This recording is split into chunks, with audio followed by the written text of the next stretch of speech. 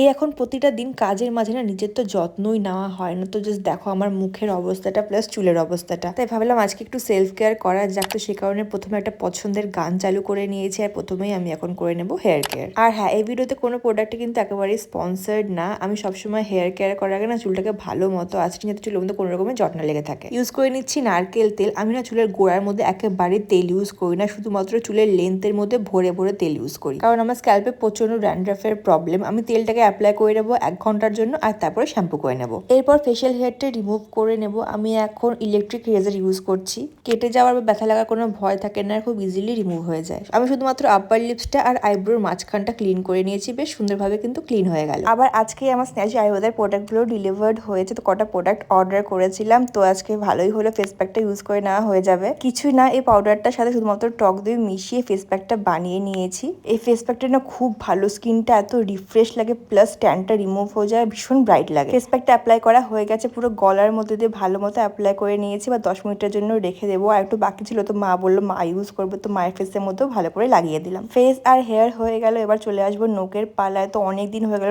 Nail polish remove করা হয় না, তো নোক কাটতে হবে, কারণ নোকগুলো অনেক বড় হয়ে গেছে। তো নেল কাটার, নেল রিমুভার আর নেল পলিশ নিয়ে বসে গেছি। এই পুরনো নেল পলিশ রিমুভ করলে না নোকগুলো আলাদাই সুন্দর লাগে দেখতে। তো 10 মিনিট হয়ে গেছে, এবার প্লেন জল দিয়ে ফেসটাকে আমি ধুয়ে নিলাম। আর সত্যি বলছি আমার ফেসটা না বেশ ব্রাইট লাগছিল, মনে হচ্ছিল সমস্ত ট্যান রিমুভ হয়ে গেছে। তারপরে শ্যাম্পুও করে নিলাম আর আজকে পরেছি এই রঙের নেল পলিশটা। এভাবেই করলাম আমার সেলফ কেয়ার।